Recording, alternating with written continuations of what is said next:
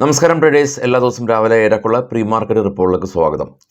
Nifty recent high ആയിട്ടുള്ള 23,100 നിന്ന് 400 point ഇടിഞ്ഞൊരവസ്ഥയിലാണ് ഉള്ളത്.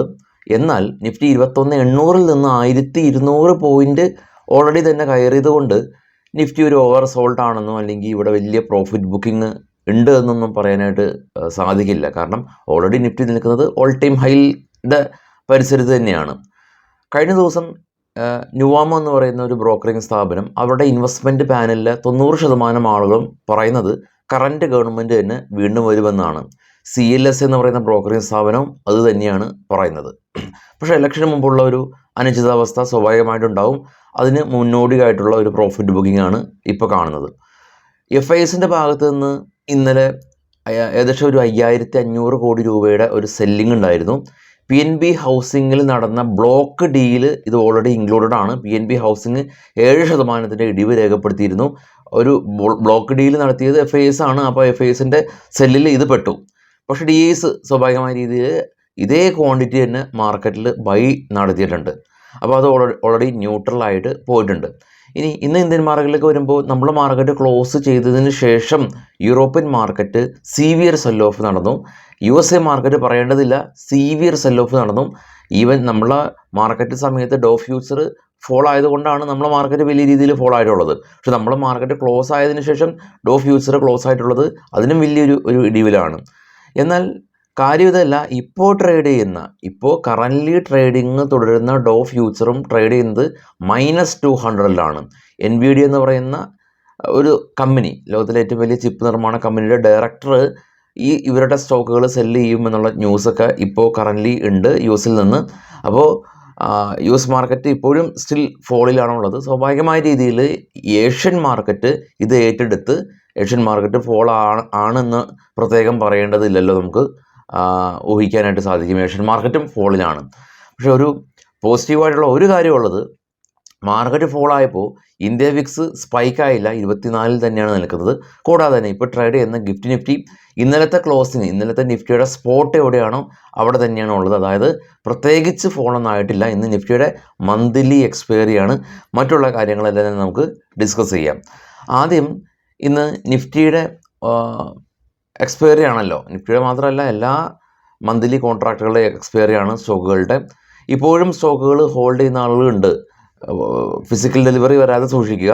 നിഫ്റ്റിയുടെ സ്പോട്ട് നോക്കുമ്പോൾ 22,704 ഡോട്ടഡ് ലൈൻ കാണാൻ. 23,000, 22,900, 22,800 മേജർ റെസിസ്റ്റൻസ് സോണാണ്. 22,500 സപ്പോർട്ട്. PCR 0.65 ആയിട്ട് കാണാൻ സാധിക്കും. ഗ്ലോബൽ മാർക്കറ്റിലെ ഏറ്റവും ടോപ്പിൽ ബിറ്റ്കോയിൻ ഇടിഞ്ഞു നിൽക്കുന്ന അവസ്ഥയിലാണ്. Gold $2,336 per ounce. Brent oil 83.45 per barrel. Australia, China, Korea, Japan മാർക്കറ്റുകളെല്ലാം തന്നെ അതിശക്തമായിട്ടുള്ള ഇടിവിലാണ്. അതിനുശേഷം കാണുന്ന ഡോ ഫ്യൂച്ചറാണ് ഇപ്പോൾ ട്രേഡ് ചെയ്യുന്നത് നെഗറ്റീവിലാണ്. ജർമ്മൻ, UK, ഫ്രാൻസ് മാർക്കറ്റുകൾ കാണാം. ഡാക്സ്, CAC 40, FTSE ഇടിവിൽ തന്നെ ക്ലോസ് ചെയ്തു. ഡോ ഫ്യൂച്ചർ 1% ഇടിഞ്ഞു.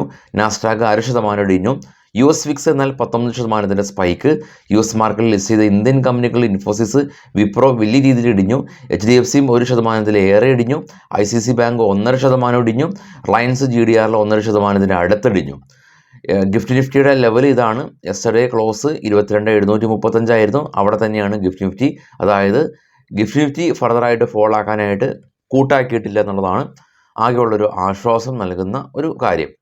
മാർക്കറ്റിലേക്ക് വരുമ്പോൾ പ്രധാന സ്റ്റോക്കുകളുടെ വാർത്തകളിലേക്ക് വരാം. സ്റ്റോക്കുകളുടെ വാർത്തകളാണ് ഇതിൽ പോസിറ്റീവായിട്ടുള്ള സ്റ്റോക്കുകൾ ഉണ്ടാവാം, ന്യൂസുകളുണ്ടാവാം, അതല്ലെങ്കിൽ നെഗറ്റീവായിട്ടുള്ള ന്യൂസുകളുണ്ടാവാം. നെഗറ്റീവായിട്ടുള്ള ന്യൂസുകൾ കണ്ട് നിങ്ങൾ ഷോർട്ട് സെല്ല് ചെയ്ത് നിങ്ങൾ പ്രോഫിറ്റ് എടുത്താൽ അത് ന്യൂസിൻ്റെ ഗുണമല്ല, നിങ്ങളുടെ ഗുണമാണ്. കാരണം തീരുമാനമെടുത്തത് നിങ്ങളാണ്. അതുപോലെ തന്നെ ഏതെങ്കിലും കമ്പനിയുടെ പോസിറ്റീവ് ന്യൂസ് ഉണ്ടെങ്കിൽ അത് പ്രകാരം നിങ്ങൾ ട്രേഡ് ചെയ്ത് അത് പ്രകാരം നിങ്ങൾ പ്രോഫിറ്റ് ഉണ്ടാക്കുകയാണെങ്കിൽ അത് നിങ്ങളുടെ ഗുണമാണ്, അല്ലാതെ ന്യൂസിൻ്റെ ഗുണമല്ല. മാർക്കറ്റിലുള്ള സംഭവങ്ങൾ, ന്യൂസുകൾ എല്ലാം തന്നെ നിങ്ങളായിട്ട് പങ്കുവെക്കുന്നു എന്നുള്ളതല്ലാതെ നിങ്ങളുണ്ടാക്കുന്ന പ്രോഫിറ്റിൽ ചാനലിന് യാതൊരു ക്രെഡിറ്റും ഇല്ല. അതുപോലെ തന്നെ ലോസിൽ യാതൊരു പങ്കുമില്ല. കാരണം ഇത് സ്റ്റോക്കുകളുടെ വാർത്തകളാണ്. ഇത് നമ്മുടെ ചാനലിൽ പറയുന്നത് പോലെ തന്നെ ഇന്ത്യയിലെ പല വെബ്സൈറ്റുകളിലും പല സ്ഥലങ്ങളിലും തന്നെ ഇതേ ന്യൂസുകളാണ് ഉള്ളത്. ഇത് വാങ്ങാനോ വിൽക്കാനോ ഉള്ള യാതൊരു ഇൻഡിക്കേഷനും നമ്മൾ നൽകുന്നില്ല എന്നുള്ളതാണ്. ന്യൂസിലേക്ക് വരുമ്പോൾ ടാറ്റ സ്റ്റീലായിട്ട് ബന്ധപ്പെട്ടുള്ള ന്യൂസ്, നെറ്റ് പ്രോഫിറ്റ് 64% ഇടിഞ്ഞ് 611 കോടി രൂപയായിട്ടുണ്ട്. സ്ട്രീറ്റ് എസ്റ്റിമേഷന് വിരുദ്ധമായിട്ടാണ് ഇവരുടെ റിസൾട്ട് വന്നത്. ഡിവിഡൻഡ് 3 രൂപ 50 പൈസ ഡിക്ലെയർ ചെയ്തു. Cummins India net profit 50% spike ചെയ്ത് 350 കോടി, റവന്യൂ 20% വർദ്ധിച്ചു. ബാറ്റ ഇന്ത്യ പ്രോഫിറ്റ് 3% ഇടിഞ്ഞ് 63 കോടി രൂപ. കഴിഞ്ഞ തവണ 65 കോടി രൂപ ഉണ്ടായതായിരുന്നു. എന്നാൽ ഇന്നലെ ആക്റ്റീവ് ഫുഡ്വെയർ കമ്പനി ശക്തമായിട്ടുള്ള ഒരു പ്രോഫിറ്റ് ബുക്കിംഗ് കണ്ടു. 12%-ലേറെ റാലി രേഖപ്പെടുത്തിയത് നമ്മൾ കണ്ടിരുന്നു. JMR airport company net profit ഇവർ 638 കോടി രൂപ ലോസ് ഉണ്ടാക്കിയ കമ്പനിയാണ്. ഈ തവണ ലോസ് തന്നെയാണ്, പക്ഷേ 167 കോടി രൂപ ലോസിലേക്ക് കുറച്ച് കൊണ്ടുവരാനായിട്ട് പറ്റി. റവന്യൂ 29% വർദ്ധിച്ചു. SCVN കമ്പനി നെറ്റ് പ്രോഫിറ്റ് 61 കോടി രൂപയാണ്. 17 കോടി രൂപയിൽ നിന്ന് പ്രോഫിറ്റ് വർദ്ധിച്ചു. എന്നാൽ റവന്യൂ 4% കുറവുണ്ടായിട്ടുണ്ട്. മിതാനി കമ്പനി നെറ്റ് പ്രോഫിറ്റ് 30% കുറഞ്ഞ് 46 കോടി രൂപ കരസ്ഥമാക്കി. MTNL കമ്പനി നെറ്റ് ലോസാണ് കമ്പനി ഉള്ളത്. കഴിഞ്ഞ തവണയും ലോസാണ് ഉണ്ടായിരുന്നത്. 748 കോടി രൂപ ലോസ് കഴിഞ്ഞ തവണ. ഈ തവണ 783 കോടി രൂപ ലോസ്. റവന്യൂ 5% ഇടിഞ്ഞു. NOCIL കമ്പനി നെറ്റ് പ്രോഫിറ്റ് 46% വർദ്ധിച്ച് 41 കോടി രൂപ കരസ്ഥമാക്കി. റവന്യൂ എന്നാൽ 10% കുറവുണ്ടായിട്ടുണ്ട്. Hindustan oil exploration company net profit 33% കുറഞ്ഞ് 70 കോടി രൂപ കരസ്ഥമാക്കി. എന്നാൽ റവന്യൂ 70% സ്പൈക്ക് ഉണ്ടായിട്ടുണ്ട്. കെഫിൻ ടെക്നോളജി കമ്പനി ശ്രദ്ധിക്കുക, ജനറൽ അറ്റ്ലാന്റിക് എന്ന് പറയുന്ന ഒരു ഇൻവെസ്റ്റ്മെൻറ്റ് കമ്പനി ഈ കെഫിൻ ടെക്നോളജിയുടെ 4% നിക്ഷേപം വിൽക്കാനായിട്ട് ഉള്ള പദ്ധതിയുണ്ട്. IRB ഇൻഫ്ര കമ്പനി ഇവരുടെ IRB ഹോൾഡിംഗ് എന്ന് പറയുന്ന ഇൻവെസ്റ്റ്മെൻറ്റ് കമ്പനി IRB ഇൻഫ്രയുടെ 4% സ്റ്റേക്ക് വിൽക്കാനായിട്ടുള്ള പദ്ധതി ഉണ്ട്. ഡ്രഡ്ജിൻ കോർപ്പറേഷൻ കമ്പനി കഴിഞ്ഞ തവണ 27 കോടി രൂപ പ്രോഫിറ്റ് ഉണ്ടാക്കിയ കമ്പനി ഈ തവണ 23 കോടി രൂപ ലോസാണുള്ളത്. അഹ്ലുവാലിയ കോൺട്രാക്ട് കമ്പനി 72 കോടി രൂപ കഴിഞ്ഞ തവണ പ്രോഫിറ്റ് ഉണ്ടാക്കിയതാണ്. ഈ തവണ 200 കോടി രൂപയിലേക്ക് പ്രോഫിറ്റ് വർദ്ധിച്ചു. KNR കൺസ്ട്രക്ഷൻ കമ്പനി കഴിഞ്ഞ തവണ 147 കോടി രൂപയായിരുന്നു ഉണ്ടായിരുന്നത്. ഈ തവണ 350 കോടി രൂപ വലിയ രീതിയിലുള്ള പ്രോഫിറ്റ് വർദ്ധിച്ചു. ജീനസ് പവർ കഴിഞ്ഞ തവണ 12 കോടി രൂപയായിരുന്നു. ഈ തവണ 31 കോടി രൂപ പ്രോഫിറ്റ് വർദ്ധിച്ചു.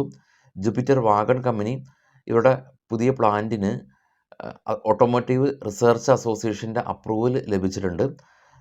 RVNL കമ്പനിക്ക് 338 കോടി രൂപയുടെ ഓർഡർ കിട്ടിയതായിട്ടാണ് ഇപ്പോഴുള്ള ന്യൂസ്. ഇനി ഇന്നത്തെ ബ്രേക്കൗട്ട് സ്റ്റോക്കുകൾ, ഇന്നത്തെ FNO ബാൻ, ഇന്നത്തെ FISൻ്റെ ഇൻഡെക്സ് ഫ്യൂച്ചറുള്ള activities, IPO details, result announcement, result calendar എല്ലാം തന്നെ നമ്മുടെ വെബ്സൈറ്റിലുണ്ട്. Vismate.com എന്നാണ് വെബ്സൈറ്റ്. അതിൽ ട്രേഡ് ബന്ദി എന്ന് പറയുന്ന ട്രേഡിംഗ് ഡിവിഷനിലാണ് ഈ ഡീറ്റെയിൽസ് എല്ലാം തന്നെ ഉൾക്കൊള്ളിച്ചിട്ടുള്ളത്. അതിൻ്റെ ലിങ്ക് ഈ വീഡിയോയുടെ ഡിസ്ക്രിപ്ഷനിലുണ്ട്. അതുപോലെ തന്നെ നമ്മളുടെ ന്യൂസൊക്കെ ഷെയർ ചെയ്യുന്ന ഒരു ചെറിയൊരു ടെലഗ്രാം ചാനലുണ്ട്. അതിൻ്റെയും ലിങ്ക് ഈ വീഡിയോയുടെ ഡിസ്ക്രിപ്ഷനിലുണ്ട്. ചെക്ക് ചെയ്യുക, ജോയിൻ ചെയ്യുക. താല്പര്യമുണ്ടെങ്കിൽ വിശദമായിട്ടുള്ള മാർക്കറ്റ് ന്യൂസായിട്ട് വൈകിട്ട് 7 മണിക്ക് എത്താം. Thank you all.